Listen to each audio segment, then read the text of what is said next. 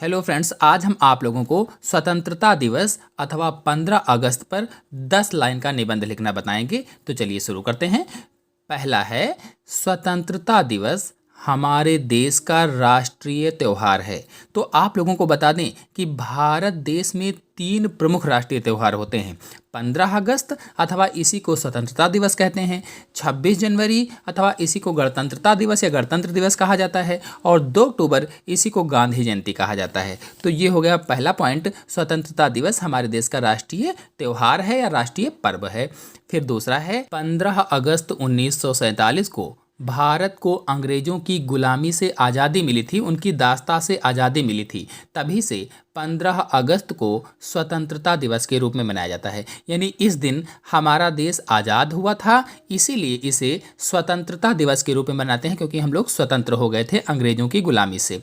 फिर अगला पॉइंट है, भारत को अंग्रेजों से अनेक देशभक्तों और महापुरुषों ने आज़ाद कराया था। तो ये आज़ादी हमको कैसे मिली? तो बहुत से देशभक्त थे, महापुरुष थे, जैसे झांसी की रानी, भगत सिंह, चंद्रशेखर आज़ाद, लाला लाजपत राय, सुभाष चंद्र बोस, महात्मा गांधी आदि असंख्य देशभक्त थे जिन्होंने अपना बलिदान दिया और जिनके कारण आज हम लोग आज़ाद हैं और हमारा देश आज़ाद हुआ था।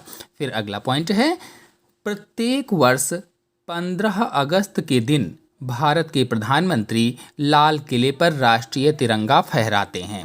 तो आपको बता दें कि जब हमारा देश आज़ाद हुआ था तो सबसे पहले प्रथम प्रधानमंत्री पंडित जवाहरलाल नेहरू ने दिल्ली के लाल किले पर पहली बार झंडा फहराया था। तभी से प्रत्येक वर्ष 15 अगस्त के दिन भारत के प्रधानमंत्री लाल किले पर राष्ट्रीय तिरंगा फहराते हैं और राष्ट्र के नाम संदेश भी देते हैं। फिर आते हैं अगले पॉइंट पर। अगला पॉइंट है, 15 अगस्त के दिन विद्यालयों और अन्य स्थानों पर सांस्कृतिक कार्यक्रम भी होते हैं। तो जो 15 अगस्त होता है तो जैसे विद्यालय हैं उसमें बहुत से सांस्कृतिक कार्यक्रम होते हैं, गीत वगैरह होते हैं, नाटक वगैरह खेले जाते हैं। तो जो देशभक्ति नाटक होते हैं, तो इस तरह से बहुत सारे सांस्कृतिक कार्यक्रम होते हैं और गीत होते हैं। फिर आते हैं अगले पॉइंट पर, 15 अगस्त के दिन विद्यालयों में मिठाइयाँ भी बांटी जाती हैं। अब जब बच्चे जाते हैं, सारे नाटक वगैरह हो जाते हैं, सांस्कृतिक कार्यक्रम सभी समाप्त हो जाते हैं, जब बच्चे घर जाने लगते हैं तो उनको मिठाई भी दी जाती है। तो ये पॉइंट हो जाएगा कि 15 अगस्त के दिन विद्यालयों में मिठाइयाँ भी बांटी जाती हैं और अन्य स्थानों पर भी मिठाइयाँ बांटी जाती हैं। फिर अगला, इस दिन विद्यालयों और जगह जगह पर देशभक्ति के गीत भी बजते हैं। तो जिस दिन 15 अगस्त होता है या चाहे 26 जनवरी होती हो, जो भी राष्ट्रीय पर्व हैं, तो राष्ट्रीय पर्व में विद्यालयों में और अन्य जगहों पर जहाँ पर ये देशभक्ति का कार्यक्रम होते हैं वहाँ पर देशभक्ति गीत बजते रहते हैं। फिर अगला पॉइंट है, स्वतंत्रता दिवस को हिंदू, मुस्लिम, सिख, ईसाई सभी लोग मिलकर मनाते हैं।